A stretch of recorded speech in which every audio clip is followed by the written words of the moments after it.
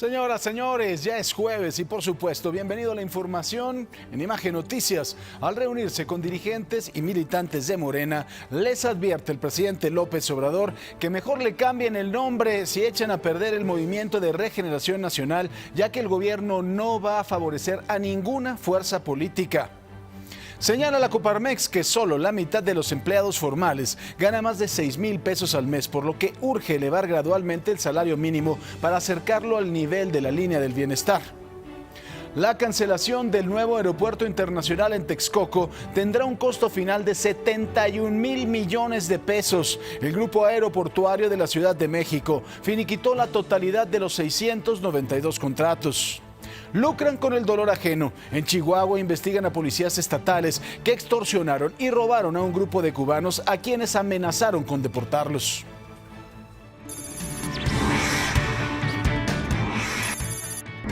Ya son 28 las víctimas mortales por el ataque a un table dance en Coatzacoalcos. La Secretaría de Seguridad Pública veracruzana implementó un blindaje por tierra y aire en la ciudad.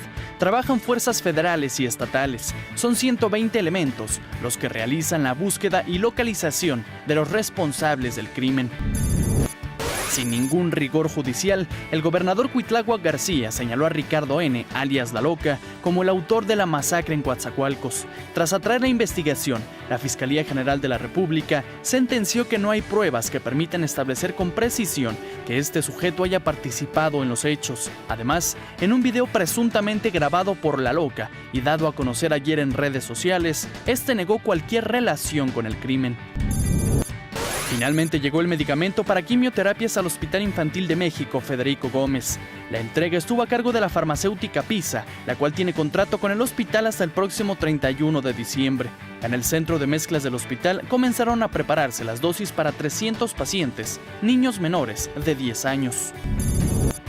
Las previsiones de crecimiento siguen a la baja. El Banco de México volvió a recortar su proyección para este año. Pasó de 1.3 a 0.45%. Banjico explicó el estancamiento por una desaceleración de la actividad industrial y de servicios. Y para 2020 se espera que el PIB retome un mayor dinamismo. Aún así, la proyección de crecimiento pasó de 2.2 a 2%.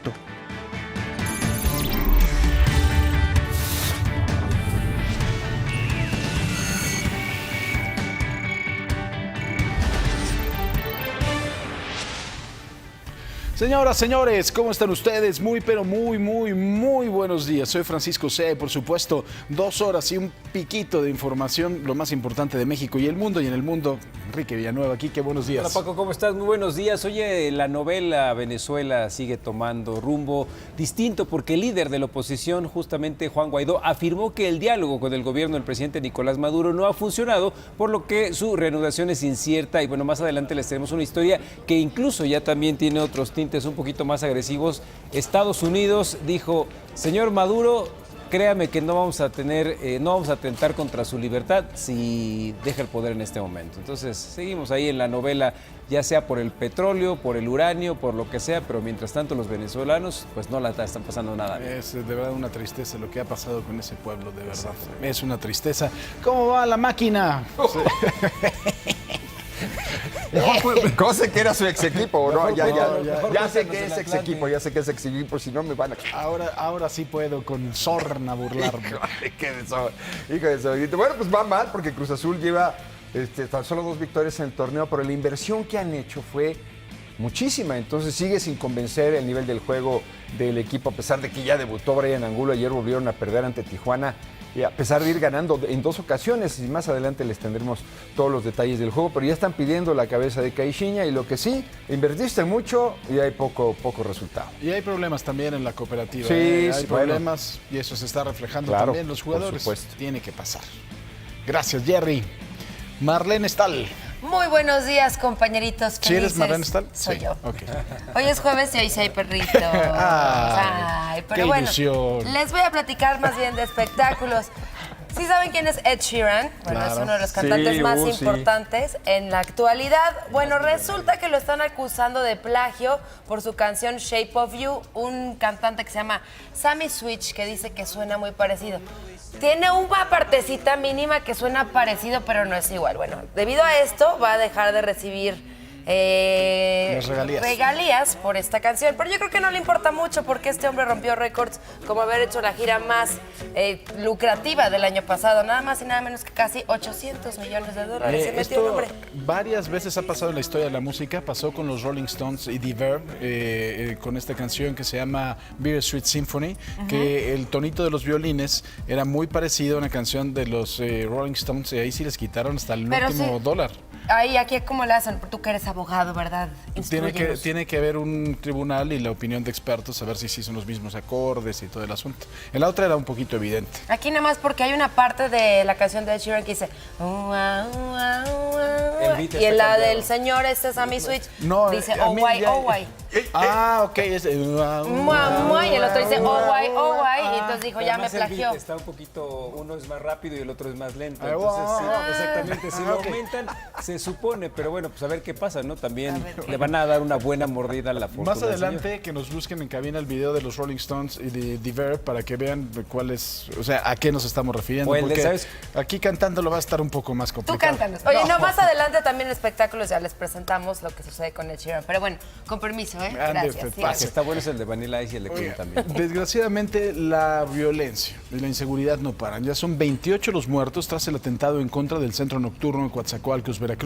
Las autoridades locales se enfrentan, se contradicen, se recriminan, se anuncia una investigación federal y esta era de redes sociales, pues bueno, los presuntos delincuentes ya se lavaron las manos, dan su versión de los hechos, atando de manos y haciendo un lado a la justicia en busca del perdón social. Ya volvemos con toda la información, por supuesto. Vamos a la pregunta del día. Marlene. Así es, Paco, como siempre, súper importante que usted participe con nosotros en nuestras preguntas del día. Ayer le preguntamos qué deben hacer las autoridades para garantizar el abasto de medicamentos para el tratamiento del cáncer. Este fue el resultado final, se lo comparto, 17% opinó que controlar la venta, 51% que hagan más producción y 32% importarlo.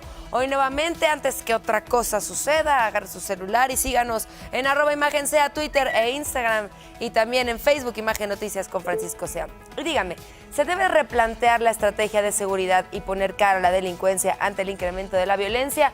¿Sí o no? Díganos por qué piensa de esta manera, utilizando el hashtag Abre los Ojos.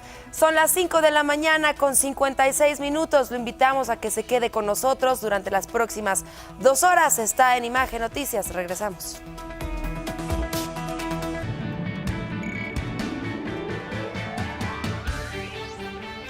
Esta madrugada el robo de un taxi provocó una balacera y movilización policíaca. Una mujer y su hijo estuvieron en medio de las balas. Un elemento de la Secretaría de Seguridad Pública de la Ciudad de México resultó lesionado en una pierna al repeler la agresión de un presunto asaltante. Los hechos se registraron minutos antes de la medianoche en la esquina de la avenida Tael y Norte 178 de la colonia Pensador Mexicano, Alcaldía Venustiano Carranza.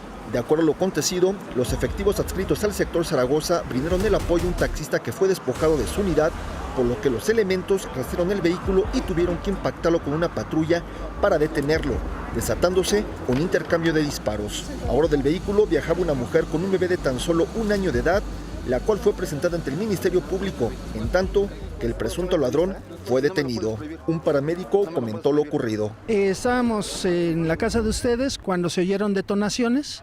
Salimos y ya los compañeros de la policía estaban dándole el apoyo a un elemento. Y ya pues veíamos que hay un taxi chocado, ¿sí? Y la señora aparentemente venía en el carro. El policía fue trasladado a un hospital donde su estado de salud se reporta fuera de peligro. En tanto, la Procuraduría General de Justicia inició las investigaciones. Para Grupo Imagen, Rodrigo Alarcón. Oiga, no sé si vio usted la imagen de ese vasito de refresquito, como de fiesta de niños con una piedra. Esa es una técnica de investigación que se aprendió, ya lo sabe usted, de la Guardia Nacional Francesa y del FBI. Es muy, muy moderno. ¿De verdad usted cree que así vamos a resolver los crímenes en este país? Si para agarrar los casquillos tenemos un vasito y una piedra. Digo, bueno. solo se contradicen y generan más confusión sobre los hechos en Coatzacoalcos, Veracruz, en donde 28 personas han muerto tras el ataque al bar El Caballo Blanco. Primero, el gobernador del estado, Cuitláhuac García, señaló que Ricardo N., alias La Loca, uno de los presuntos autores materiales del incendio, fue detenido y dejado en libertad por la Fiscalía del Estado. La Fiscalía Estatal, por su parte, ya lo sabe que están enfrentados porque Jorge Winkler, según lo que dice el gobernador, responde a los intereses de Miguel Ángel Yunes, negó los señalamientos del gobernador del nuevo, desde Cuitláhuac, y aseguró que la FGR fue quien determinó la situación jurídica de La Loca. Es un relajo el que se traen en Veracruz, mientras que los ciudadanos tienen que seguir sufriendo tales niveles de violencia. Al confirmar que ya son 28 las víctimas de la masacre ocurrida en el Table Dance Caballo Blanco de la ciudad de Coatzacoalcos, la Fiscalía General del Estado reprobó las acciones que señaló distorsionan y confunden a la opinión pública. Además, exhortó al gobernador Cuitláhuac García a aportar cualquier indicio o dato a la carpeta de investigación iniciada anoche y que precise los datos que fueron dados a conocer de manera pública. Lo anterior por el señalamiento del mandatario sobre la presunta autoría de Ricardo Romero Villegas La Loca en este ataque y la supuesta responsabilidad de la Fiscalía al haber sido detenido en julio de este año y que, de acuerdo con lo aseverado, fue dejado en libertad. La Fiscalía investigará esta y todas las líneas de investigación que se desprendan de los datos de prueba que obren en la carpeta de investigación para asegurar que no existe impunidad. Por cuanto hace a lo señalado por el gobernador sobre la presunta detención y liberación de La Loca, el escrito destaca que es falso. Indica que el 18 de julio del año en curso fue iniciada una carpeta de investigación de la Unidad de Investigación y Litigación en Coatzacoalcos de la Delegación Estatal de la Fiscalía General de la República, por lo que se reitera, dicha persona no fue puesta a disposición de la Fiscalía del Estado, resultando imposible haberlo liberado, desconociendo el trámite que haya seguido la carpeta ante la Delegación Estatal Veracruz de la FGR. Asimismo, se tiene conocimiento que Ricardo N., alias La Loca, fue detenido nuevamente el día 7 de agosto de 2019 por elementos de la Policía Naval, siendo nuevamente puesto a la disposición de la Delegación Estatal Veracruz de la Fiscalía General de la República, iniciándose una carpeta de investigación de la Unidad de Investigación y Litigación en Coatzacoalcos de la Delegación Estatal de la Fiscalía General de la República. Sin embargo, tampoco se tiene conocimiento del trámite de dicho expediente ante la Delegación Estatal Veracruz, por lo que deja en claro que ninguna de las dos detenciones realizadas a Ricardo N. en los últimos 2 meses por fuerzas de seguridad fueron a cargo del Fuero Común, ya que estuvo en manos de la Fiscalía General de la República. Para Imagen, con información de Lourdes López. Mire, una de las bases del sistema penal acusatorio es precisamente la preservación de la escena del crimen y también la cadena de custodia de las pruebas. Es decir, si se van a encontrar casquillos que corresponden a una pistola en particular con la cual se mató una persona, se encuentra la persona, la pistola, se debe de preservar precisamente la pistola, los casquillos, que no se hayan tocado, que se tenga una prueba fehaciente de que estaban en el lugar del crimen. Vean nada más cómo, de verdad, con esta técnica enseñada por el FBI, o bueno, a lo mejor por la policía francesa, le basé y le piedré, ¿no? Oiga, por piedad.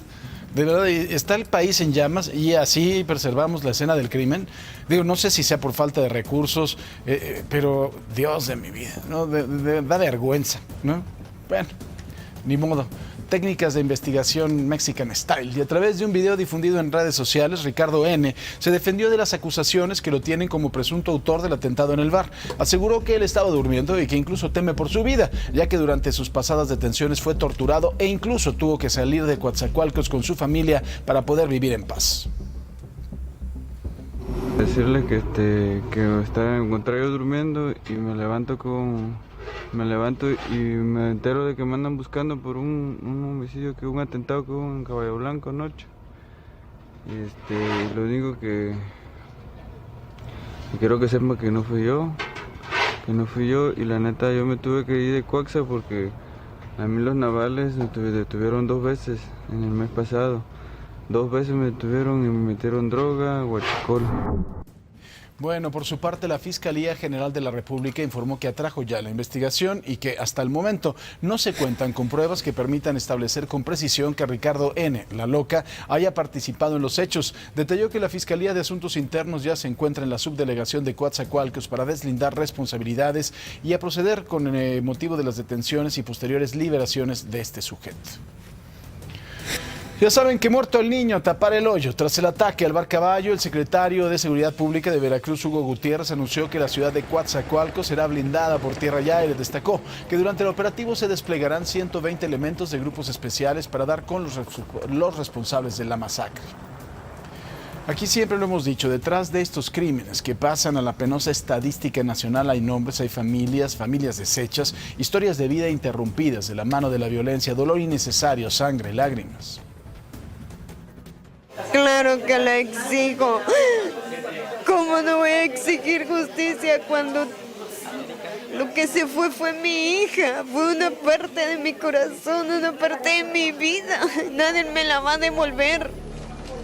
Con el corazón destrozado, es como doña América exige justicia por la muerte de su hija Xóchitl Irineo Gómez durante el atentado en el bar Caballo Blanco. Esta joven de 24 años de edad era bailarina desde hace 4 meses, con lo que podía mantener a sus 2 hijos. Ella vivía conmigo, tenía sus 2 hijos, yo le cuidaba a su niño a ella. Ella es la que me ayudaba. Era todo, mi alma, mi amor, mi vida, mi niña. La misma historia la padece la familia de Ayurair Antonio Villegas, de 32 años de edad, quien también perdió la vida la noche de este martes, cuando trabajaba de bailarina. Ahora ha dejado en la orfandad a sus 4 hijos, de 16 años, 12 años, 8 y un bebé de 3 meses de edad, quienes ni siquiera saben lo que ha pasado. Ella era muy linda, ella muy trabajadora, siempre procuraba por su familia, a mis sobrinos nunca le faltaba nada, era una mamá muy responsable. Ellas forman parte de la lista de las 10 mujeres que resultaron víctimas por este ataque, mientras que 2 jóvenes extranjeros están incluidos en la de los 16 hombres fallecidos. Brian G. Barrón y Nathaniel Alidán, de 25 y 35 años de edad, habían llegado esta semana a Coatzacoalcos, trabajaban de marineros en un barco comercial. Se iban a ir este martes, pero antes quisieron ir a divertirse un rato al bar, sin pensar que sería su última noche. Precisamente nos acaban de entregar ya las 2 órdenes para reclamarnos en CEMEFO y se van a entregar a Funerales Celaya y a esperar que el cónsul y la familia nos den instrucciones de cómo repatriarlos. ¿Ellos cuándo habían llegado? Llegamos el lunes de Houston y el barco sale hoy para Houston.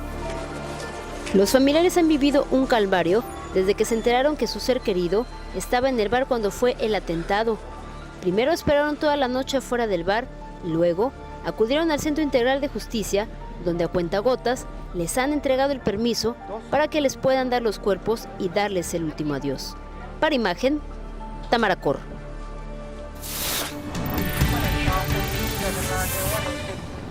Y en el mundo, ¿cómo están las cosas? Iniciamos en Brasil, en donde el presidente Jair Bolsonaro volvió a exigir una retracción por parte de los líderes, en especial de Francia, Emmanuel Macron, por las declaraciones que considera ofensivas contra su persona y atentatorias de la soberanía de Brasil.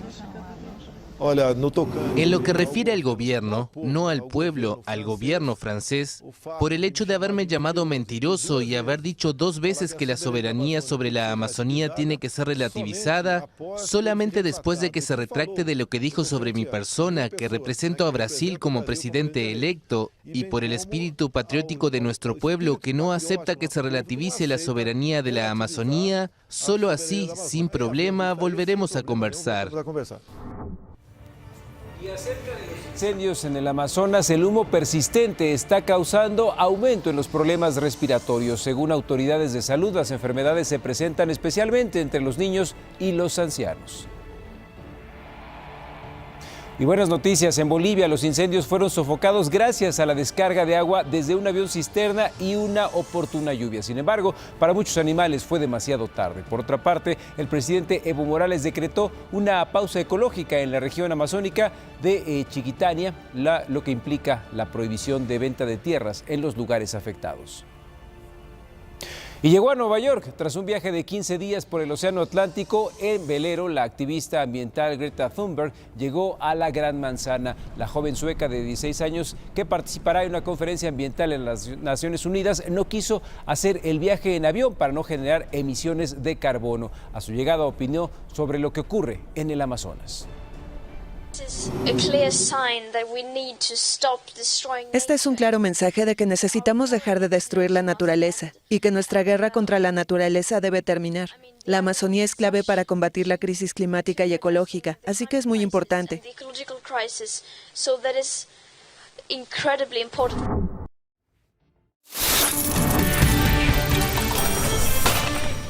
Luego de que el INEGI señalara que la economía nacional creció solo 0.02% el segundo trimestre de este año, el Banco de México realizó un nuevo recorte al pronóstico de crecimiento para la economía mexicana de este 2019. El rango pasó de 0.2 a 0.7, desde el 0.8 al 1.8%. Banxico reconoció que en el segundo trimestre continuó el estancamiento de la actividad económica, el cual ya lleva varios trimestres por una desaceleración de la actividad industrial y de servicios. La brecha salarial en México es grande, es evidente. De acuerdo con el indicador de mejores empleos de la Coparmex, solo el 52.8% de los trabajadores formales del país cuenta con un ingreso suficiente para cubrir la línea del bienestar familiar, que implica la canasta básica alimentaria y no alimentaria. Es decir, prácticamente la mitad de los trabajadores mexicanos ganan menos de 6.134 pesos mensuales, lo que resulta insuficiente. Vamos a los dineros, ¿qué le parece? En Asia cerraron con resultados mixtos. Tokio pierde 0.09%, Hong Kong avanza 0.34%. En Europa, Londres gana 0.35%, París baja 0.34%, Frankfurt retrocede 0.25%, Madrid gana 0.21%. América abrirá de la siguiente manera: el Dow Jones 26.036.10 puntos, el Nasdaq 7.587.90 unidades, la Bolsa Mexicana 40.941.96 puntos. Los billetes: el dólar 19 pesos con 50 centavos a la compra y 20 pesos con 35 centavos a la venta. El euro, 21 pesos con 53 centavos a la compra y 22 pesos con 60 centavos a la venta. Petróleo, el West Texas, $55.78 por barril. El Brent del Mar del Norte, $60.49 por barril. La mezcla mexicana, $50.73 por barril. El mundo de la política tiene sus personajes, sus frases, sus colores, y todos los días forman parte de este mosaico informativo. Ya regreso con todos los detalles de las actividades del gobierno, así que no se vaya, por favor.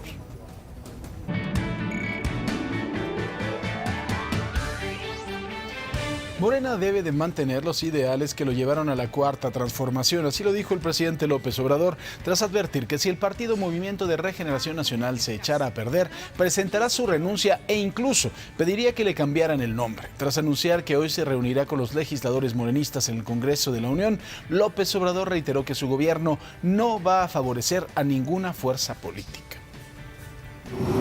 Yo, si el partido que ayudé a fundar, Morena, se echara a perder, no solo renunciaría a él, sino me gustaría que le cambiaran de nombre, que ya no usaran ese nombre, porque ese nombre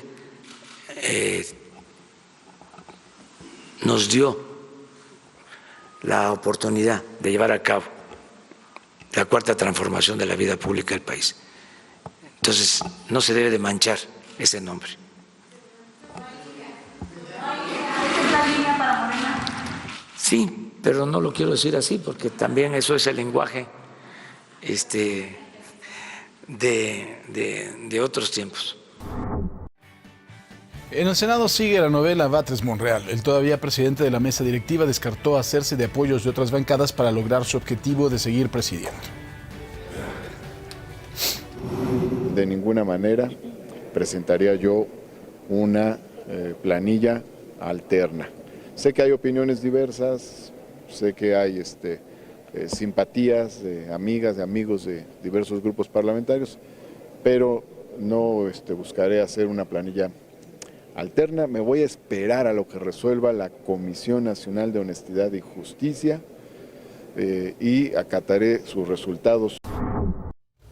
Ricardo Monreal, por su parte, descartó la posibilidad de repetir el proceso para elegir presidente del Senado. Sentenció que Mónica Fernández ya ganó por unanimidad y confió además en que la convocatoria para votar la propuesta será enviada en tiempo y forma por Batres. No, la ley es muy clara. La ley es perfectamente clara. El último de agosto se concluye el periodo del año de ejercicio legislativo. Y hoy se firmó un documento de la Junta por unanimidad solicitándole al presidente convocar para el sábado. Es institucional. Mientras López Obrador pide a los morenistas no tener hambre de poder, Martí Batres y Ricardo Monreal continúan su disputa. En Guaymas, Sonora, también los comerciantes tendrán que pintarse de guinda. Mediante una notificación única, el ayuntamiento a cargo de la morenista Sara Valle solicitó a los vendedores ambulantes del puerto que tienen que cambiar sombrillas, carpas o mallas utilizadas en sus puestos comerciales por una indumentaria color guinda, curiosamente el mismo color de Morena. En el comunicado también resalta que en caso de incumplimiento podrían utilizar la fuerza pública para retirarlos de las calles. Háganme el favor. Para evitar alguna represalia, algunos comerciantes ya hicieron las modificaciones, aunque resaltaron que este no era el cambio que ellos esperaban al votar por Morena. Ayer el INE aprobó su presupuesto 2020. Va a solicitar a la Cámara de Diputados 12.493 millones de pesos para sus gastos ordinarios. Este monto se va a sumar al financiamiento ya aprobado para los partidos políticos, que será de poco más de 5.239 millones. El organismo aseguró que es lo mínimo que necesita para garantizar la certeza de los procesos electorales del 2020 y 2021 y que ya no podrá aplicar más medidas de austeridad. El consejero presidente del INE, Lorenzo Córdoba, también habló de la ampliación del mandato para el gobernador electo de Baja California, Jaime Bonilla, de 2 a 5 años, así como de la consulta ciudadana que se va a realizar para legitimar dicha determinación, la cual muchos han calificado de inconstitucional. Simple y sencillamente, sería vergonzoso formar parte de una generación de mexicanas y mexicanos que construimos la democracia y ser también parte de una generación que ha comenzado la ruta de su desmantelamiento. Eso es justamente lo que creo está ocurriendo en el estado de Baja California. Y ojalá el orden constitucional sea restablecido en breve por quienes tienen la obligación de garantizarlo. El Instituto Federal de Telecomunicaciones aprobó otorgar una concesión única para uso público a la Comisión Federal de Electricidad, Telecomunicación, de Internet para Todos, y su función será proveer servicios de telecomunicación sin fines de lucro. El Pleno del Instituto Federal de Telecomunicaciones aprobó por unanimidad el otorgamiento de una concesión única para uso público a la Comisión Federal de Electricidad, Telecomunicaciones e Internet para Todos, empresa productiva subsidiaria de la Comisión Federal de Electricidad, cuya función será proveer servicios de telecomunicaciones sin fines de lucro. De acuerdo con la solicitud presentada por la CFE el pasado 5 de agosto, el objetivo de proveer servicios de telecomunicaciones sin fines de lucro para garantizar el derecho de acceso a las tecnologías de la información y comunicación incluye el de banda ancha a Internet a la población que no cuenta con ellos. En las consideraciones, el instituto observó que existe un 84% de cobertura poblacional con servicio de banda ancha móvil mediante la tecnología 4G y de 88% con 3G. 54 de cada 100 hogares cuenta con el servicio de acceso a Internet banda ancha fija. Estas condiciones permiten un mercado en competencia en el que concesionarios comerciales han desplegado más infraestructura y más servicios. Sin embargo, se reconoció que aún con los esfuerzos realizados por diversas instancias públicas y privadas, los servicios todavía no son accesibles para todos los habitantes del país. El concesionamiento público, aunado a otro tipo de políticas públicas, cobra especial relevancia para el Estado, más aún cuando se trata de garantizar el pleno cumplimiento del derecho constitucional establecido en el artículo 6 de la Constitución. para el otorgamiento de la concesión única para su uso público.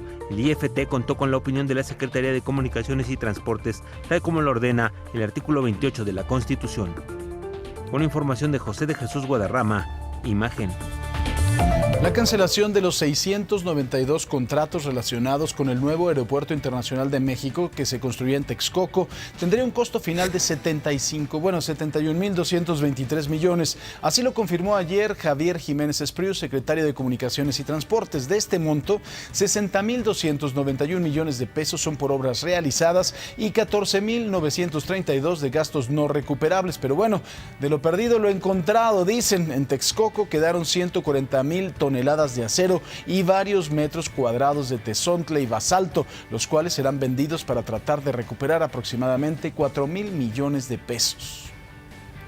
Con el objetivo de que los trabajadores alcancen una mejor pensión al jubilarse, el gobierno federal y la Asociación Mexicana de Afores anunciaron la reducción en el cobro de comisiones por manejo de los ahorros. La Secretaría de Hacienda detalló que la medida es disminuir el cobro de las comisiones a estándares internacionales para que las pensiones aumenten en un 10%.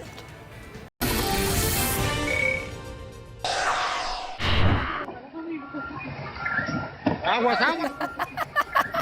¡Aguas, aguas, ¡Ay, Jesús! ¡Qué dolor de coxis! Pues también, oiga, está lloviendo, está mojado, pues se va a resbalar. También, ¿qué pensó? Pues este es el viral del día, esperemos le haya sacado una buena carcajada. Ya lo saben, nos encanta que amanezca de buenas. Cuidado con la lluvia. Vamos a hacer una pequeña pausa, regresamos 6 de la mañana con 31 minutos.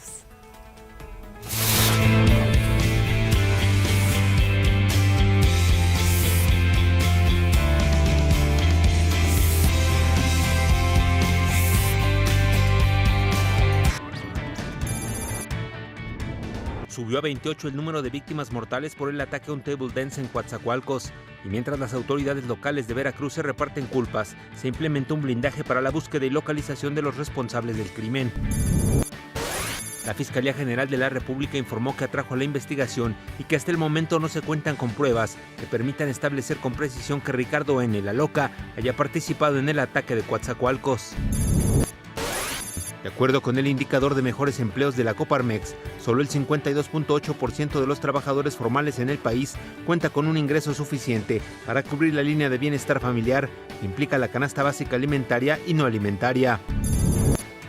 La cancelación de los 692 contratos relacionados con el nuevo Aeropuerto Internacional de México, que se construye en Texcoco, tendrá un costo final de 71.000 millones de pesos y hay un monto de 14.932 millones de pesos de gastos no recuperables.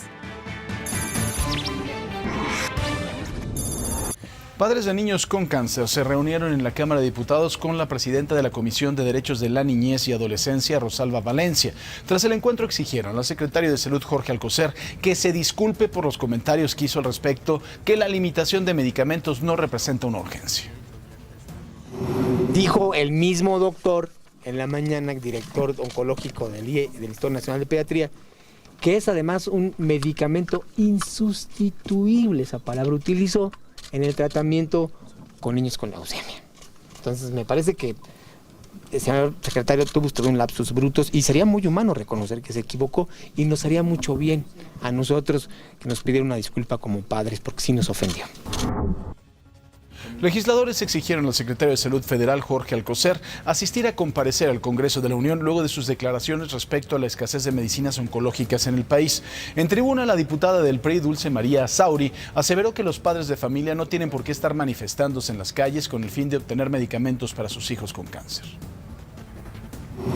Cuyas vidas están en peligro porque llevan suspendido su tratamiento, en algunos casos hasta 2 meses, cuando se trata de protocolos de 120 quimioterapias que deben de seguir de manera rigurosa. Estas familias que no pueden costear los medicamentos, ya que estos llegan a costar hasta 38,000 pesos. Los padres de familia también denunciaron que en medio de esta coyuntura, por la limitación en el medicamento para las quimioterapias, el precio de este ha registrado un aumento de hasta 35% debido a que los laboratorios han dejado de producir.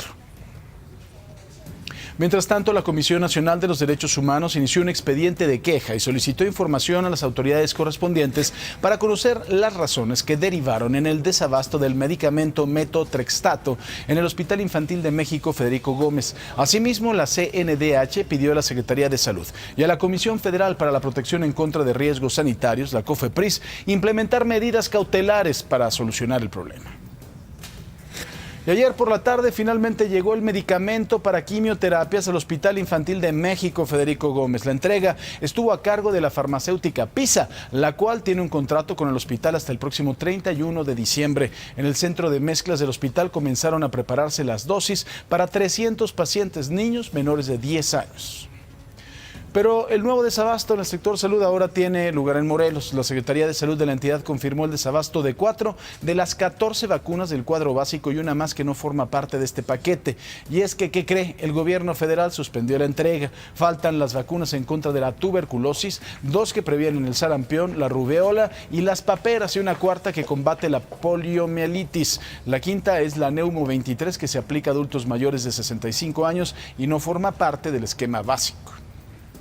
El director general del IMSS, Zoé Robledo, anunció un proceso de reestructuración en el instituto. Dio a conocer la convocatoria para elegir a los nuevos delegados del organismo en el país. Sentenció que el nuevo procedimiento de nombramiento, que tardará de 2 a 3 meses, cancela la posibilidad del dedazo, pues deberán de ser médicos con una amplia trayectoria dentro del IMSS los que resulten elegidos, además de que la mitad serán hombres y la otra mitad mujeres.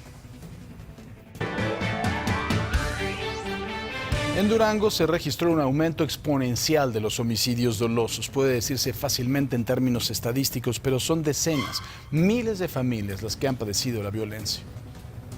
En el último mes de julio, el estado de Durango pasó a ser la entidad donde más aumentó en términos porcentuales el número de víctimas por homicidio doloso, creciendo en 262.5% este delito. De acuerdo al último reporte del Secretariado Ejecutivo del Sistema Nacional de Seguridad Pública, la inseguridad en la entidad cobró la vida de 29 personas en actos clasificados como homicidio doloso, es decir, cuando la muerte de una persona es provocada intencionalmente. A nivel nacional, Baja California fue la entidad con más homicidios dolosos. Sin embargo, en julio pasado pudo disminuir hasta en 8.5% este delito comparado con el mes de junio. De forma contraria, entre junio 2019 con julio pasado, creció en 262.5%, en contraste también con el estado de Tlaxcala, que fue la entidad que más disminuyó este delito hasta en un 75% menos. El porcentaje de variación entre julio del 2019 contra julio del 2018 también da como resultado que en la entidad gobernada por el panista José Rosa Saizpuro creció el homicidio doloso en 70.6%. Las cifras del Secretariado Ejecutivo actualizadas al 31 de julio pasado, Durango registró 2.733 delitos por diversas modalidades, pero en los primeros 7 meses del 2019, Durango suma ya 17.847 delitos en general, por arriba de entidades como Sinaloa, Sonora y Tlaxcala, informó Grupo Imagen.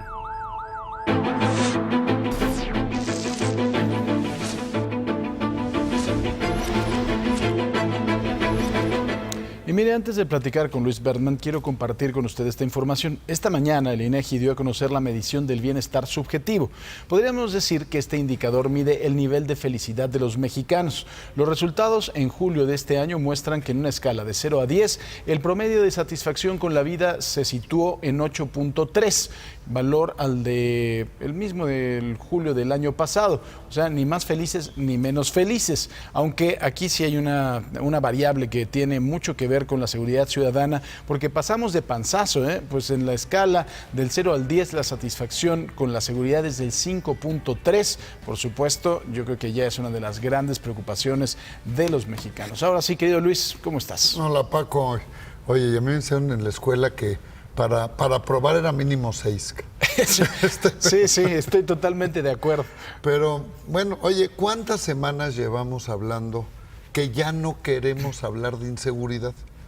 Y pues, la triste y terca realidad, cada semana nos regresa a seguir hablando de esto. Y cada semana quizá con un homicidio, con un acto, con violencia más cruenta que la anterior. Exactamente, vemos cómo Bueno, pues esta semana empezamos el lunes en Ciudad Juárez.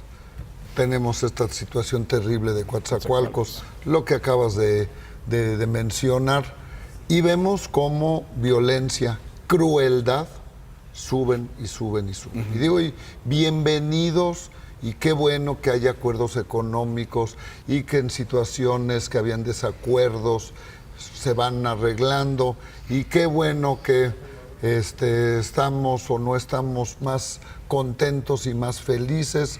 Digo, todo eso sin seguridad no sirve para nada. No nos lleva a ningún lado y cada vez nos pone como sociedad en una situación que nos mueve, nos desconcierta, ¿no? Y entonces, una vez más, ¿a dónde nos tenemos que mover?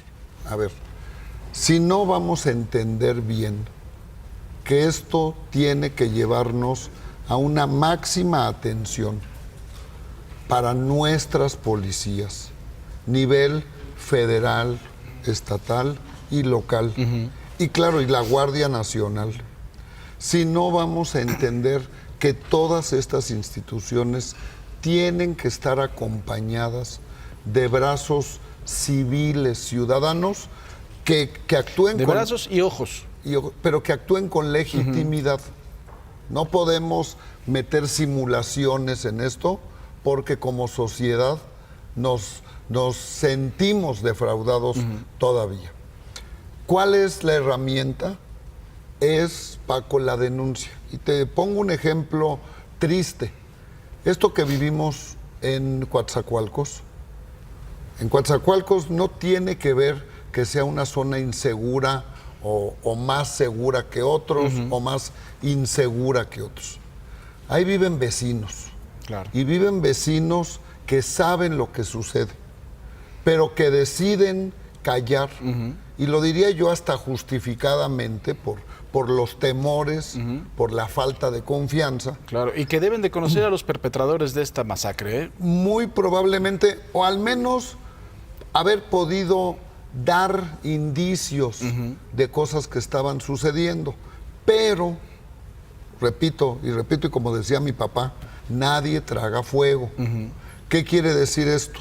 Si no vamos a generar estos mecanismos de denuncia confiable, repito, legítimos, que nos den confianza, que nos den confidencialidad, que nos den, si es necesario, también anonimato. Y además de todo, confianza en las propias policías y en a quién vamos a denunciar, ¿no? O sea, ante quién vamos a denunciar. Por eso, ese es lo que te digo, esos brazos que nos generen confianza, porque marcar un número para decir, sin estar tranquilos de esa legitimidad, claro, nos pone más nerviosos y por eso muy probablemente no lo hacemos. Hay estudios en donde nos indican que la mejor inteligencia es la denuncia, que cuando tú quieres solucionar quebrantos, cuando hablas en una empresa, por ejemplo, de estos departamentos de auditoría interna, no logran detectar más de un 15% de un quebranto, mientras que la denuncia es la que logra enterarte de más del 50%. Claro. Pero claro, teniendo, repito, los medios, los canales, las formas confiables. Y también me parece que es bien importante que haya una policía, una Guardia Nacional, una policía estatal o federal que se gane la confianza de la ciudadanía para que tú también tengas un incentivo de denuncia. Exacto. Y por eso es tan importante que tenemos que no quitar la atención y reforzar muchísimo a nuestras policías. No debemos nada más estar visualizando que la Guardia Nacional es la que nos va a solucionar, porque ojalá y lo pudiera hacer, pero México es demasiado grande. Claro. Otro llamado definitivamente tiene que ser a nuestros ministerios públicos, y digo nuestros porque hasta que no lo entendamos que son parte de nuestra sociedad. Son nuestros abogados acusadores. No vamos. ¿Y qué quiere decir? Hay que reforzarlos. Y claro, a nuestros jueces, que nuestros jueces tienen que volverse ya estos héroes Claro. Como lo han demostrado en Italia, en España, en Brasil, en Guatemala también lo hemos visto. Son estos héroes que nos traen de regreso la justicia y que también tienen que tener muy, muy presente que aunque los sistemas de justicia hablen de que puedes o no puedes tener estos tipos de prisiones preventivas, cuando estamos hablando de violencia, cuando estamos hablando de terror, tienen que ser parte fundamental también de esto. Y entonces, policías, Guardia Nacional, ministerios públicos, jueces y sociedad, que no callemos, es la forma como sí podemos comenzar a mejorar esto. Pues Luis, como siempre. Gracias, Muchísimas Paco. gracias. Y pues otra vez tenemos que ir juntos todos. No hay de otra. Gracias, Luis Wertmann, aquí con nosotros. Vamos a un resumen de información.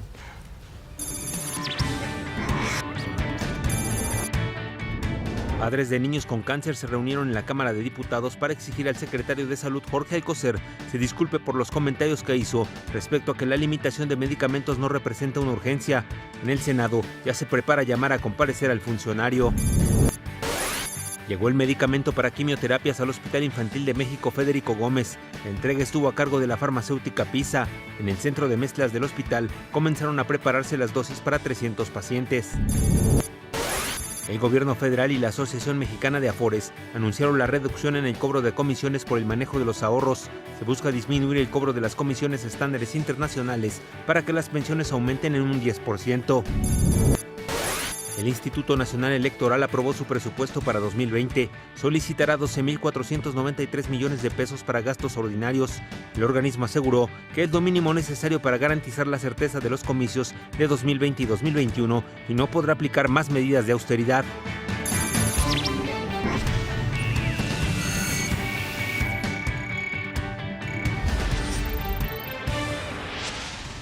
El proyecto del Tren Maya está en marcha. La empresa que ganó la licitación para los trabajos de ingeniería básica actualmente desarrolla el trazo definitivo de la obra. El 23 de agosto se firmó el contrato con un consorcio encabezado por la empresa Cenermex, mediante el cual se le asignaron los trabajos de ingeniería básica del Tren Maya. Mediante ese contrato, el consorcio deberá entregar en un plazo de 8 meses los resultados de los estudios para determinar el trazo definitivo del tren, el impacto ambiental y social que tendrá, su convivencia con el particular ambiente hídrico de la península de Yucatán. Además, tendrá que incluirse la planificación de la obra, el proyecto, la definición sobre el material rodante que deberá ser utilizado, los modelos disponibles para su compra, entre otros temas. Con esa información, el Fondo Nacional de Turismo, promotora del proyecto del Tren Maya, podrá publicar las bases para construir los 7 tramos y se podrá iniciar los trabajos de construcción entre marzo y abril de 2020. El total de las estaciones será de 18 y no las 15 del proyecto inicial, y de los 1.460 kilómetros de longitud en el proyecto inicial, el 95%, es decir, 1.390 kilómetros, el gobierno federal es propietario del derecho de vía. También fueron presentados 3 propuestas para los proyectos de la estación y áreas comerciales de la que será la estación terminal Palenque. Se estableció que los otros polos de transportación, de áreas comerciales y polos de desarrollo de vivienda estarán en Tenosique, Tabasco, Tulum y Chetumal en Quintana Roo y en Mérida, Yucatán. El proyecto inicial del Tren Maya es de construirlo en 7 tramos, con una inversión de alrededor de 160,000 millones de pesos, es decir, unos 8,000 millones de dólares, y se espera que esté concluido en la segunda mitad del sexenio. Para formalizar el involucramiento de autoridades e iniciativa privada en este proyecto, se firmó el Pacto hacia un sur-sureste del futuro. Pasan las horas y todavía no hay certeza. Sigue la confusión tras la agresión en el bar Caballo Blanco en Coatzacoalcos, Veracruz, que ha dejado hasta el momento 28 personas muertas. En un principio, el gobernador del estado, Cuitlagua García, señaló que Ricardo N., alias La Loca, era uno de los presuntos autores materiales del incendio, quien fue detenido y dejado en libertad presuntamente por la Fiscalía del Estado. A su vez, la Fiscalía de Veracruz, que encabeza Jorge Winkler, que está enfrentada con Cuitlagua García, dijo que esto no era cierto. que los señalamientos del gobernador eran falsos y aseguró que quien dejó ir a la loca fue la Fiscalía General de la República, que determinó la situación jurídica del mismo. No se ponen de acuerdo y los ciudadanos tienen que seguir sufriendo los altos niveles de violencia. Mientras todo esto pasa y todo el mundo habla de la famosa loca de Ricardo N., subió un video a las redes sociales, negó totalmente las acusaciones que lo señalan como presunto autor del atentado en el bar Caballo Blanco en Coatzacoalcos, Veracruz. Aseguró que él estaba durmiendo cuando sucedió la agresión. Mencionó que durante sus pasadas detenciones fue torturado e incluso tuvo que salir de Coatzacoalcos con toda su familia ante las amenazas de muerte que ha recibido. Pero, por su parte, la Fiscalía General de la República informó que atrajo ya la investigación, que hasta el momento no se cuentan con pruebas que permitan establecer con precisión que la loca o Ricardo N. haya participado en los hechos. Detalló que la Fiscalía de Asuntos Internos ya se encuentra en la subdelegación de Coatzacoalcos para deslindar responsabilidades por motivo de las detenciones y posteriores liberaciones de este sujeto. Ya cuando todo pasó, cuando hablamos ya de 30 muertos, el secretario de Seguridad Pública de Veracruz, Hugo Gutiérrez, anunció que la ciudad de Coatzacoalcos será blindada por tierra y por aire. Esto con la llegada de 120 elementos de grupos especiales para dar con los responsables de la masacre en el bar Caballo Blanco. Destacó que el operativo incluye a municipios aledaños. Y en el tema de migración, tras 10 días de protestas, ciudadanos africanos aún permanecen frente a la estación migratoria Siglo XXI en Tapachula, Chiapas. Buscan obtener el documento que les permita atravesar el país y llegar a la frontera con Estados Unidos. Activistas promigrantes consideran que la situación es difícil para el gobierno mexicano, ya que sería muy costosa su repatriación y no hay condiciones para que permanezcan en el país.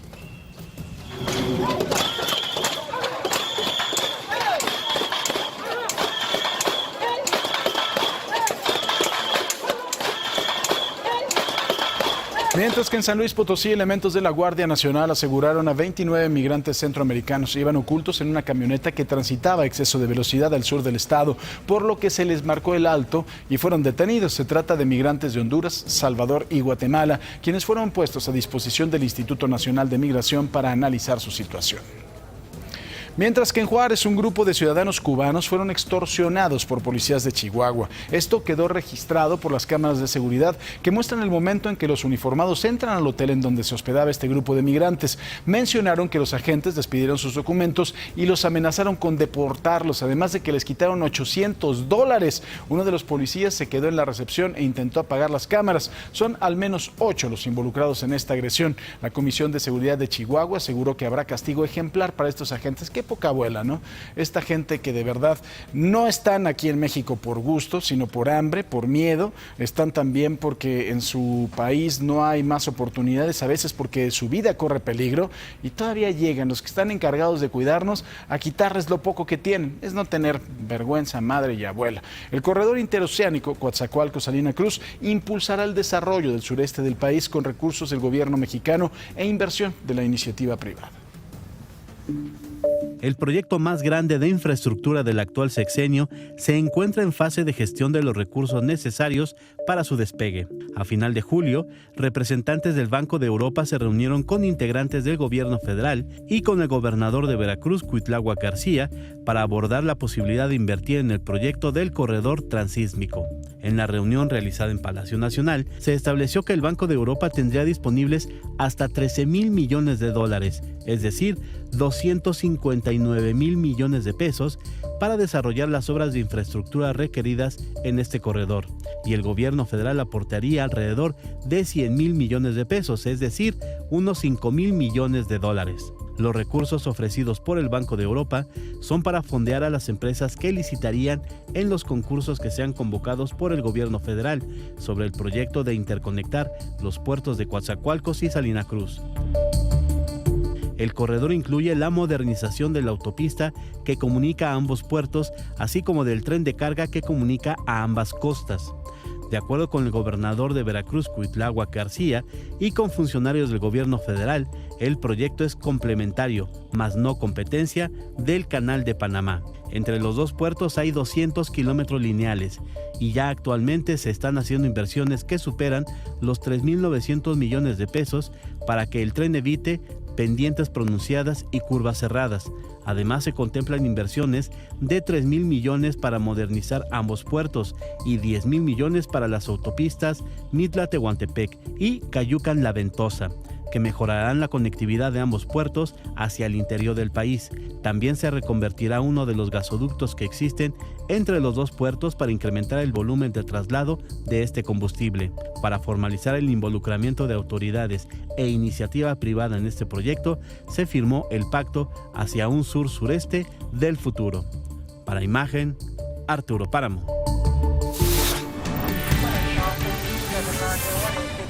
Oiga, mire nada más la última de Trump. El diario estadounidense The Washington Post informó que el presidente de Estados Unidos quiere completar el muro de la frontera con México antes del inicio oficial de la campaña de su reelección en 2020. Según el diario, Trump ha ordenado a sus ayudantes acelerar la entrega de millones de dólares en contratos de construcción, tomar tierras privadas por las que podría correr la pared y pasar por alto regulaciones ambientales. En pocas palabras les dijo, terminemos el muro aunque tengamos que romper la ley. El estadounidense Elliot Abrams, enviado especial del Departamento de Estado para Venezuela, dijo que Washington no enjuiciará ni trataría de castigar al presidente Nicolás Maduro si abandonara el poder voluntariamente. Aunque Abrams dice no ver indicios de que Maduro quiera renunciar, insistió en que Estados Unidos no está tras él y que quiere ofrecerle una salida digna. Canadá realizó su tercer intento de incorporar a Cuba a una solución negociada de la crisis venezolana. El tema fue abordado durante una reunión entre los canadienses Chrystia Freeland y Bruno Rodríguez en La Habana. Freeland describió la cita como útil debate y habló del apoyo a las empresas canadienses que operan en Cuba y que podrían ser afectadas por las sanciones estadounidenses que endurecen el bloqueo a la isla. El líder opositor venezolano Juan Guaidó afirmó que el diálogo con el gobierno del presidente Nicolás Maduro no ha funcionado, por lo que su reanudación es incierta. El líder opositor venezolano Juan Guaidó aseguró el miércoles que el diálogo con el gobierno de Nicolás Maduro no funciona y que por lo tanto su continuidad es incierta. En este momento no hay una fecha para reanudación del mecanismo de mediación del Reino de Noruega hasta que logremos que sea algo certero para aproximar a una solución. Durante un acto en el que designó a varios colaboradores, Guaidó insistió en su exigencia de nuevas elecciones. El presidente del Parlamento es reconocido como mandatario interino por medio centenar de países, que a su vez consideran ilegítimo el segundo periodo de Maduro, argumentando que es resultado de comicios fraudulentos. Maduro suspendió las conversaciones en las que Noruega es mediador el pasado 7 de agosto, en rechazo a nuevas medidas que congelaron los activos del gobierno venezolano en Estados Unidos y que amenazan con sanciones a las empresas que negocien con Caracas. Desde abril, las acciones punitivas de Washington también incluyen un embargo al petróleo venezolano, casi la única fuente de ingresos del país. Venezuela vive la peor crisis de su historia reciente, con una inflación que cerraría 2019 en 1.000.000% según el Fondo Monetario Internacional, y el éxodo de 3,3 millones de venezolanos desde 2016.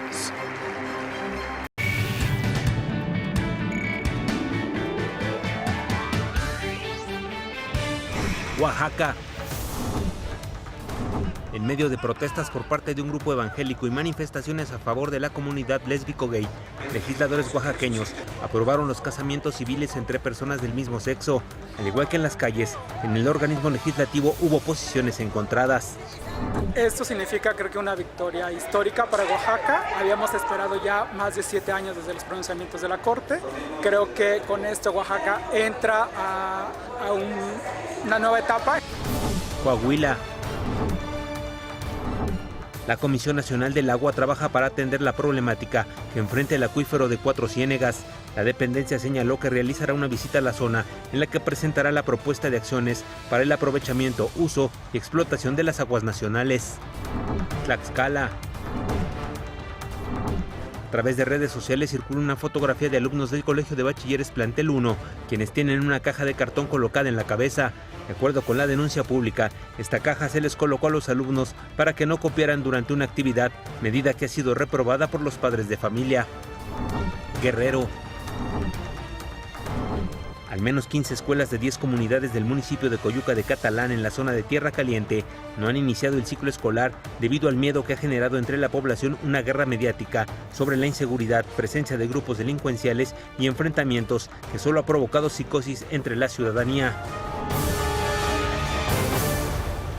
En otros asuntos, como parte de las acciones para erradicar la violencia de género en la Ciudad de México, el gobierno enviará una iniciativa de ley para la creación de un banco de ADN de agresores sexuales. También va a proponer más espacios exclusivos para mujeres en el transporte y la iluminación de las salidas de las estaciones del metro. En las calles habrá más iluminación y se van a establecer senderos seguros, además de establecer 6 nuevas agencias del Ministerio Público para mujeres y la atención de denuncias vía internet, entre otras acciones.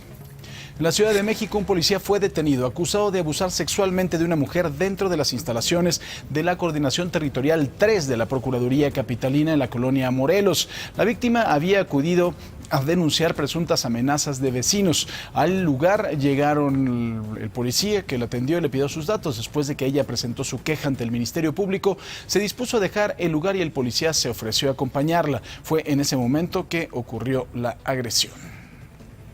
La Suprema Corte de Justicia de la Nación desechó una demanda de amparo promovida por el hijo de Arturo el Negro Durazo, quien pretendía recuperar la residencia que edificó su padre en Zihuatanejo, en Guerrero, conocida como el Partenón. Luego de ser detenido en 1984, la residencia de Durazo quedó bajo el resguardo del gobierno federal y inició una disputa legal entre ejidatarios, fideicomisos y el gobierno estatal, quienes peleaban la propiedad del inmueble. En el 89, imagínense, el gobierno de Guerrero consiguió la expropiación, con lo que reinició el pleito legal que finalmente ya concluye. Esto ocurrió en San Nicolás de los Garzas, en Nuevo León. Pasajeros de la Ruta 1 grabaron el momento en que un usuario colérico golpea al chofer de un autobús de transporte público ante el asombro de quienes observaron la escena, y se supo que el enojo fue porque el agresor no le abrieron la puerta en donde él quería, varios metros antes del parabús que marca la ruta. No quería caminar de más este loco enfermo. Le digo, andamos locos, de verdad, ya estamos tontos. El mezcal, una bebida tradicional mexicana, fue la ganadora de un récord Guinness en Zacatecas. Se imagina casi 2,000 personas probando mezcal al mismo tiempo.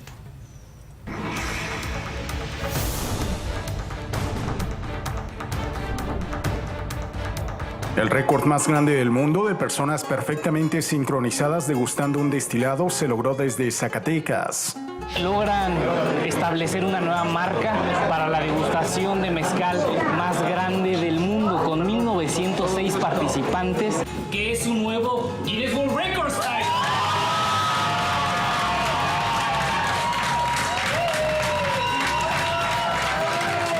Sobre todo para México, porque no se va a quedar en Zacatecas, le va a dar la vuelta al mundo. Cientos de participantes aguardaron durante horas en la capital de cantera y una a una fueron cuidadosamente registradas para la degustación de 3 variantes de mezcal. Estamos entregando unas pulseras que vienen con un código de barra. Nosotros lo estamos capturando con una aplicación.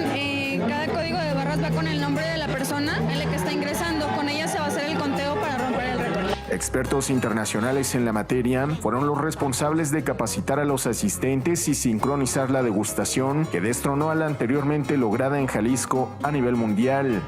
Porque tomar mezcal es salud. Bien lo dicen, para todo mal mezcal y para todo bien también.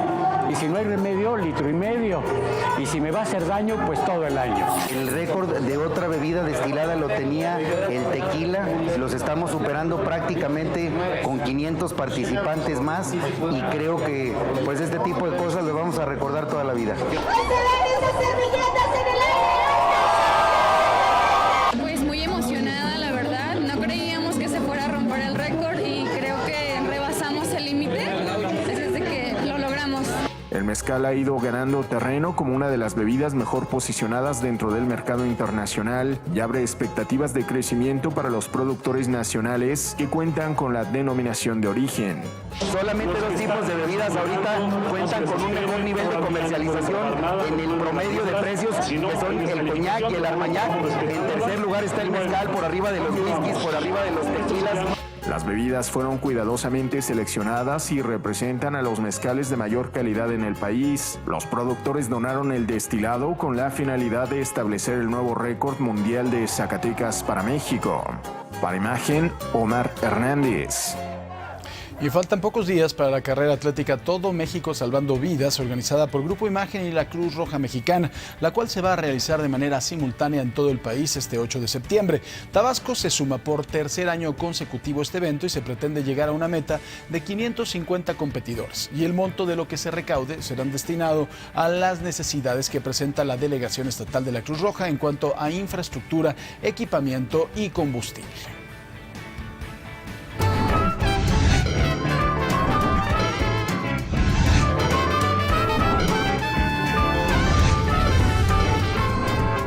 Bueno, y ahora sí, ya que inició el ciclo escolar, todos a clases. Uniformes, zapatos, mochilas, cuadernos y útiles ya están listos. ¿Pero ha pensado usted en la alimentación, en la llamada edad escolar? Cheque estos consejos y tómelos muy en cuenta.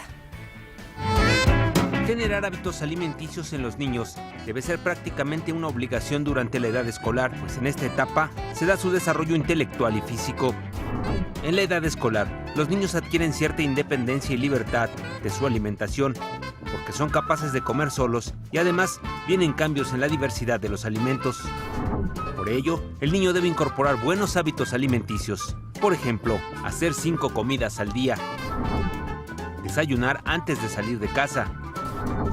En la nutrición durante la edad escolar es de vital importancia consumir frutas, verduras y hortalizas, consumir leche y derivados, proteínas de origen animal y vegetal como carne y huevo, legumbres y pescados, tomar agua como bebida principal, cuidar las porciones, evitar el exceso de sal, limitar el consumo de azúcar, caramelos, golosinas y bebidas azucaradas. En ocasiones, el lunch escolar es la oportunidad para dar golosinas, frituras, pastelillos y refrescos, que suelen ser lo más común. Error. El lunch debe considerar porciones acordes y alimentos variados. Pueden ser frutos secos o tostados, bocadillos, un sándwich, fruta y una porción de leche o jugo. Pero por favor, no caramelos y pasteles o refrescos. Y dar dinero a los pequeños abre la posibilidad a consumir una infinita variedad de productos chatarra. Hay que acostumbrarlos desde chiquitos a tener una buena alimentación. Bueno, y en otras noticias, en el estado de Morelos, la secundaria técnica número 34 en Jojutla será la primera en el país en recibir el taller de agroecología, que consiste en conocer el medio ambiente local y cuidarlo.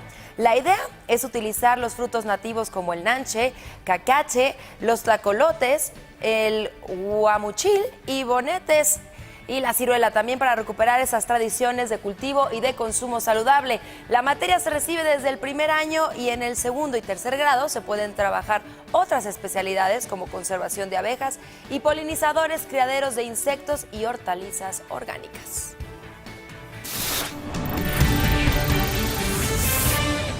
Estamos a punto de terminar la primera semana de regreso a clases. Seguramente muchos de nuestros hijos ya están empezando a recordar la rutina de las tareas, los trabajos y las actividades con sus amigos. Pero también hay niños y niñas que desafortunadamente regresaron al lugar donde son agredidos, insultados o puestos a prueba todos los días ante acosadores y observadores que les hacen la vida imposible. La UNESCO señala que al menos en 144 países registrados y en territorios regionales alrededor del mundo, 1 de cada 3 estudiantes sufre acoso escolar. Intimidaciones psicológicas o físicas que afectan a alumnos de entre 8 y 24 años por su apariencia, color de piel, género, orientación sexual o discapacidad. Una acción que a la larga creará un efecto negativo en la salud mental y en la calidad de vida tanto de la víctima como del victimario. Hasta el momento, no hay una definición estándar o avalada por la RAE sobre lo que es el bullying. En concreto, sin embargo, la definición del Colegio Roger Hall me llamó la atención. Lo definen como acoso o actos de violencia entre pares, individuos o grupos que ejercen poder sobre otro en una misma jerarquía. ¿Es acaso el bullying la mínima expresión o el ejemplo escolarizado de lo que somos como sociedad? Agresiones entre iguales que nos empoderan o que sirven como una válvula de escape para desquitar nuestra frustración. Niños agrediendo a niños, jóvenes acosando a jóvenes, familias sofocando familias o mexicanos violentando a mexicanos. Un círculo vicioso que se repite a diario desde cómo nos vemos hasta cómo respetamos al vecino. Un comportamiento muy parecido a la socorrida e inútil costumbre de escupir para arriba. Una expresión de lo que somos como seres humanos, pero ahora en una versión académica reflejada en nuestros hijos como víctimas o victimarios. En un mundo donde se supone que todos venimos a ser felices, pero cómo nos encanta querer lograrlo fregando a los demás. ¿Qué hacer para evitarlo? Socialmente no lo sé, pero al menos con los pequeños se sugiere mantener una comunicación constante para observar cualquier cambio en el comportamiento, promover el respeto desde casa, empoderarlos para que denuncien injusticias, reconocer y actuar de inmediato en los colegios ante cualquier brote de violencia, crear entornos seguros y trabajar en equipo para generar pertenencia. Pequeñas acciones que ojalá empiecen en las aulas y se reflejen en las calles de este México al que ya le urge un poquito de paz. Paco, lo hemos estado hablando estos días en la mañana, ya el exceso de violencia en nuestro país es impresionante y quizá la escuela es uno de los primeros bastiones donde se va generando esa violencia que cuando son adultos ya no hay límite. Pero ¿sabes cuál es el problema aquí? Que finalmente que muchas veces esa violencia tiene que ver con la propia casa. El niño ve un entorno de violencia. Desgraciadamente la violencia en casa ha crecido de forma también desmesurada en nuestro país y sin duda cuando está el niño en un entorno de violencia le afecta de forma muy importante y finalmente esa violencia es la que refleja en la propia escuela. O sea, ve violencia, llega a la escuela, hay más violencia y es un círculo vicioso. Y además creo que volvemos a lo mismo y me refiero a la marcha de las mujeres en la Ciudad de México. Me queda perfectamente claro que no es lo mismo violar a una mujer o matarla que romper un vidrio o hacer una pinta en un monumento. Me queda perfectamente claro, pero no se debe permitir ninguna de las dos cosas. Ni violar a una mujer puede ser posible, por supuesto tiene mayor peligrosidad a una persona que viola a una mujer que a alguien que rompe un vidrio, me queda perfectamente claro. Pero el principio de cómo estamos así es la impunidad. O sea, esa impunidad por el vidrio roto que no se castigó es la que finalmente llega a que un hombre se siente con el derecho de abusar a una mujer. Exactamente, se nos olvida la regla básica de lo que está bien aunque lo haga una sola persona, lo que está mal aunque lo haga todo el mundo y como que nos justificamos. ¿Por qué el de la bicicleta va en la banqueta? Lo que pasa es que los coches no respetan la ciclovía. ¿Por qué rompo la ley? Pues porque el otro lo rompe. Claro. Desafortunadamente sí, lo que vimos en la marcha con las mujeres ya era un hartazgo, un hastío de las mujeres que todos los días viven eso. Pero generar violencia, bueno, pues genera violencia. Así es. Gracias, Kiki. A ti, Paco. En el Hospital Infantil de México, Federico Gómez, una pequeña de 7 años, perdió la batalla en contra del cáncer. Sus padres mencionan que la salud de Mariana se deterioró cuando los médicos dejaron de suministrarle durante 3 semanas el fármaco que requería.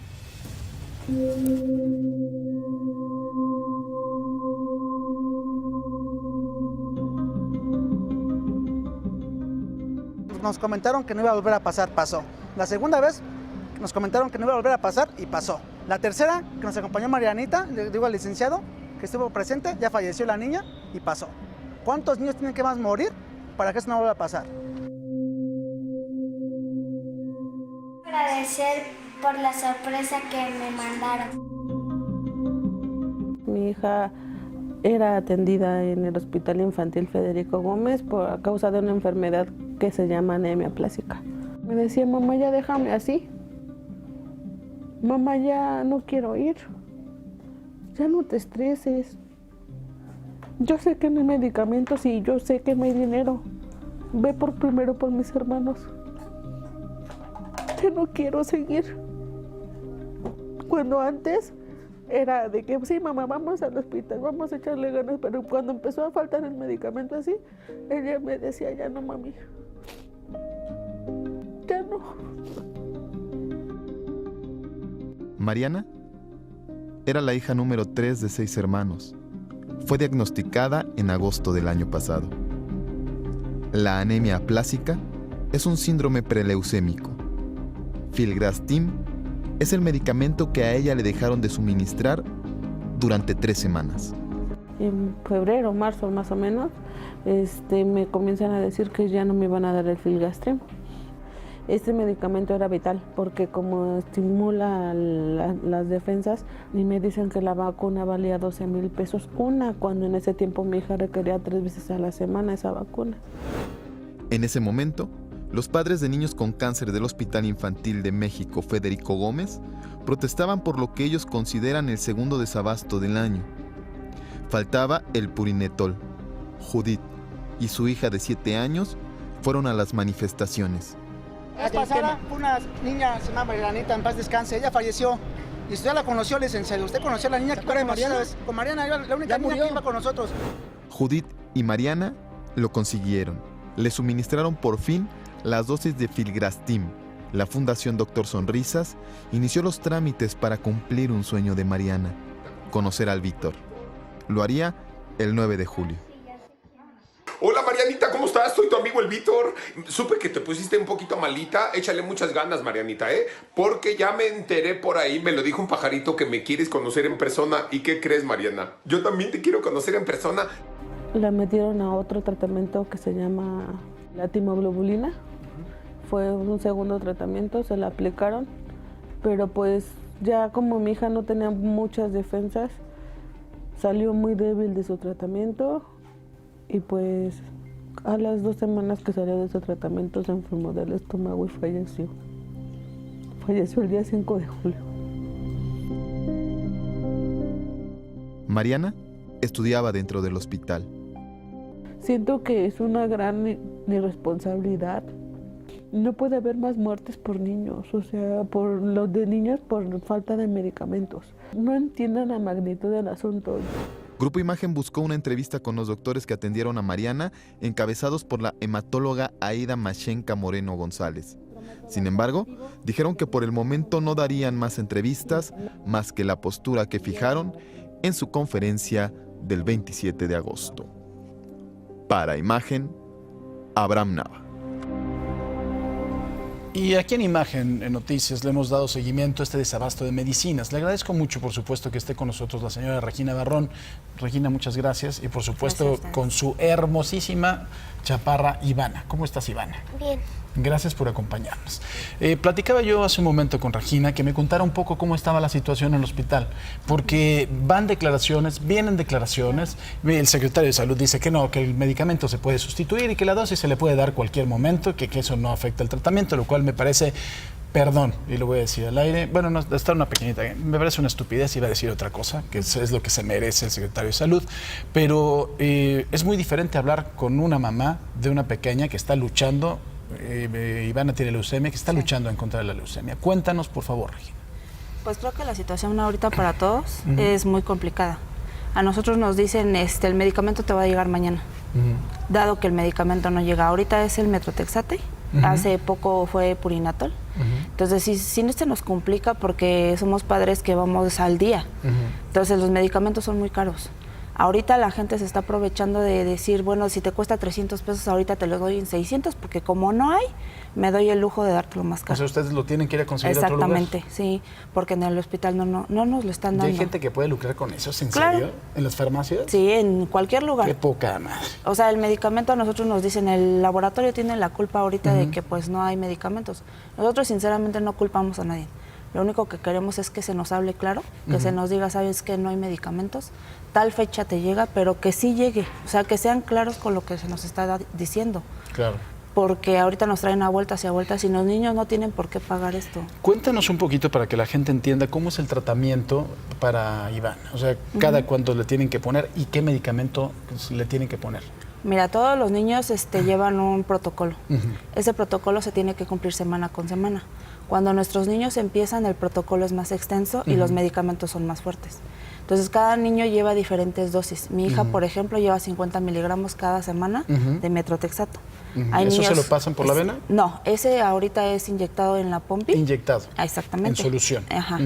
Ese ahorita es inyectado. Pero hay semanas que se nos dice que tenemos que estar internados y esas son altas dosis de Metrotexate. ¿Y eso sí se lo pasan por la vena? Ese sí se lo pasan por la vena. ¿Y cuánto tiempo está internado? Dependiendo del niño, por ejemplo, nosotros nos pasábamos 3-4 días internados. Entonces, si esa es una solución que se tiene que estar pasando continuamente, toda la noche tiene que estar pasando ese medicamento. Obviamente no es una dosis de 50 miligramos. Claro. Es mucho más, exactamente. Mucho más alta. Exactamente. ¿Ahorita hay ese medicamento en el hospital? No hay. No hay. No hay. A nosotros nos han dicho, te llega, y la verdad es que nosotros vamos a farmacia, y farmacia obviamente nos dice, no hay, mamá, desgraciadamente tenemos que conseguirlo, y es como te vuelvo a repetir. ¿Ustedes lo llevan y se lo ponen? Sí. Hijos. El día que les toca a ellos, nosotros tenemos que presentarnos con nuestra dosis para que se les aplique a ellos. Claro. Oye, Iván, a ver, cuéntanos un poquito. ¿Cómo te sientes? ¿Cómo estás? Bien. ¿Esto de la leucemia te da miedito? ¿No? Para que eres muy valiente. ¿Tú sabes qué te puede pasar con la leucemia? Que me puedo enfermar, que me tienen que poner medicamento. Y cuando te ponen el medicamento, ¿qué pasa, Iván? ¿Qué sientes? A veces me duele y a veces no. ¿A veces te duele? ¿Qué te duele? Por la parte donde me meten el medicamento. Por la venita. ¿Y cuando te pican la pompi? A veces. ¿Te duele o no? A veces. ¿Es la mano de la enfermera? Sí. ¿Y más o menos como en qué etapa vas saliendo adelante? ¿Cuánto te falta? ¿Sabes de eso? Me faltan 21 semanas. 21 semanas. 21 semanas de medicamento todas las semanas. Así es. ¿Sí? Y hay más, digo, sobre todo debes de conocer amiguitos como tú ahí en el hospital. ¿Tienes muchos amigos? Más o menos. ¿Más o menos? ¿Y todos son igual de valientes que tú? Porque eres muy valiente, porque a mí cuando me pican la pompa sí me duele. Oye, ¿y qué te pasa después de que te dan ese medicamento? A veces me siento cansada. ¿Nada más? ¿No te da náusea o ganitas de vomitar o algo así? Sí, a veces. ¿Y qué haces para que no te pase eso? A veces me pongo a hacer mis manualidades. Oye, y en el asunto de que te falta el medicamento, que tú sabes que es muy importante para que tú sigas bien, ¿qué piensas? O sea, tú como paciente, como niña, como una bebé, porque eres una bebé de 10 años, ¿qué te parece eso de que no haya la medicina cuando llegas al hospital? Que yo digo que ya la den. Sí, ¿te parece? ¿Por qué no le decimos aquí juntos al señor secretario de Salud que se ponga a trabajar en lugar de decir esas cosas, ¿no? Yo creo que es lo justo cuando tú estás luchando todas las semanas en contra de eso, ¿no? Sí. Y mañana, cuéntales qué día es mañana. Mi cumpleaños. ¿Cuántos años vas a cumplir? 11. 11 años. ¿Cómo vas a festejar? Cuéntales. Con mi pastel. ¿De qué te va a hacer tu pastel, ya sabes? De 3 leches. De 3 leches. ¿Y te gusta algún personaje en particular? Pues todos me gustan. Sí, pero ¿cuál es así? ¿El favorito cuál es? No sé. ¿No sabes? ¿Cuál te gusta de las caricaturas, de películas? ¿Cuál te gusta? Me gusta la Mimi. ¿Mimi te gusta? Uy, no tenemos mimis. Bueno, ni hablar. Y pues oye, lo que tenemos que decirte es que eres de verdad una niña muy, muy, muy valiente. Gracias. ¿Sí sabes eso? Y te tenemos un regalo, ¿lo tenemos por ahí para dárselo? Mira. Como mañana es tu cumple y como eres muy valiente y te pica la pompa y no te duele, mira lo que te tenemos. Ah, mira, te tocó hasta con dulce, con premio. Gracias. ¿Qué te parece? ¿Te gustan los Minions? Sí. ¿Sí? Pues bueno, aquí tienes tu regalo.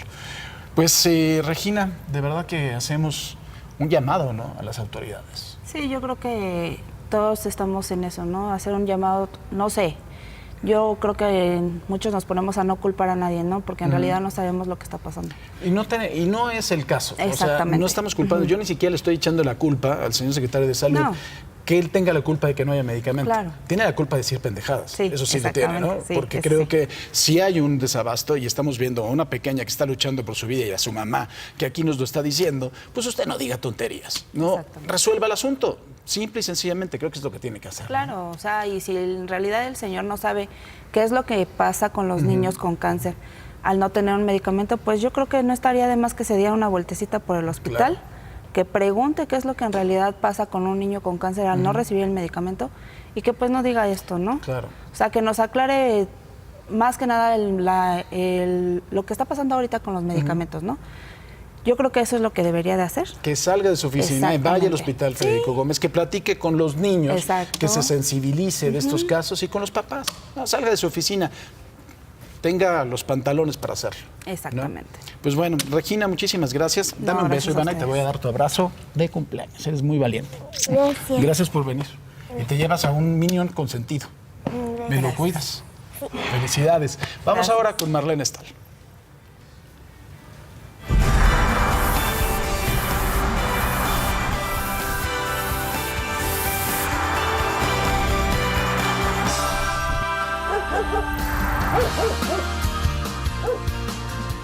Él es Hank, es un perro macho de raza mix. Tiene solo 3 meses de edad, pero será talla mediana a grande. Hank es muy bueno y cariñoso, cuenta con seguimiento de protocolo. Fue abandonado en la zona de Churubusco, en la Ciudad de México, siendo aún cachorro. Marlene Stahl te dice cómo puedes adoptar a Hank. Y como todo cachorro, Hank tiene toda la energía, pero aquí está en busca de un hogar. Mírele usted qué bonito. Y también está conmigo Carla Dávila de Pashminas con Causa, que es una fundación divina. Me encanta que la gente quiera ayudar y se haga maneras creativas de lograrlo. Carla, ¿cómo estás? Bienvenida. Muchas gracias por la invitación. Estamos pues muy contentos de estar aquí. La verdad es que es un gusto traer a alguien y más para que les presentamos a Hank, que no lo conocían, a las personas que quisieran adoptarlo. Y pues muchas gracias. A ver, Pashminas con Causa, cuéntanos, ¿qué hacen ustedes? Les cuento, la marca nació justo para ayudar a perritos en situación de calle. Entonces nosotros creamos unas pashminas que son prácticamente hechas por nosotros. Entonces con la compra de nuestro producto ayudamos a perritos en situación de calle. Tenemos como algunas ediciones especiales que son directamente a perritos. Por ejemplo, si tienen algún problema o un tratamiento en especial, pues nosotros donamos. Ayudamos a rescatistas independientes que no tienen como ayuda de marcas grandes, entonces nosotros los volteamos a ver, porque hay veces que rescatistas que no tienen ni Facebook ni Instagram. Entonces por medio de la marca pueden ir a buscarnos y pueden poder ayudar, pueden donar, y pues lo más importante es conocer para que puedan adoptar a sus perritos. De hecho, estamos viendo en pantalla algunos de los modelos que ustedes realizan, que son para ponérselos a los perritos, y además vimos fotografías de las donaciones también que han realizado. ¿Cuánto tiempo lleva esta fundación? Esta tiene 3 años, prácticamente pues lo hice con todo el amor. Este proyecto empezó como un hobby y tenemos 3 años. Hemos ayudado alrededor de 40 personas más o menos. Entonces, si nos pueden seguir, pueden ver como todas las donaciones que hemos hecho. Hemos, por ejemplo, hecho comida para 100 perros, hemos regalado 55 camas para otro albergue, donamos croquetas normalmente y toda nuestra donación son en especie. Oye, otra cosa, la gente que quiere ayudar, o sea, ahora que muchos dicen, yo no tengo tiempo para tener perro, yo no tengo espacio. Bueno, hay otras formas de ayudar a los que les gustan los animalitos y quieren hacerse un mundo mejor. Es comprando esto y lo pueden regalar a cualquier perrito. Hacen de todos los tamaños y los envían a toda la República. ¿Cuánto cuesta y cómo le hacen para comprarlo? Tenemos pashminas desde 100 pesos. Bueno, tenemos un producto que es más económico desde 55 hasta los 230. Y pues nos pueden seguir en redes sociales. Estamos como Pashminas con Causa y el envío es a domicilio. Entonces les queda como muy cómodo. Hacen el depósito a una cuenta y ya les llega a su casa. Pues a comprar pashminas y adoptar a Hank. ¿Qué tienen que hacer para adoptarlo? Tienen que mandarnos, obviamente, los requerimientos. Si quieren adoptarlo, nosotros mandamos una solicitud de adopción. Ustedes tienen que llenar eso y nosotros, por ejemplo, pedimos lo que vienen como todos sus datos, en dónde viven. Bueno, ahí vienen como toda la lista. Nos pueden escribir a Pashminas con Causa y también les podemos pasar un teléfono de contacto. Muy bien, ahí estuvieron apareciendo las redes y muchísimas gracias, Carla. Muchísimas gracias por invitar y pues a ver si adoptan a Hank. Miren lo que hermoso, regresamos al estudio. Ya, se lo vamos a enjaretar. Imagen Noticias con Paco Sea, lunes a viernes 5:50 AM. Participa en Imagen Televisión.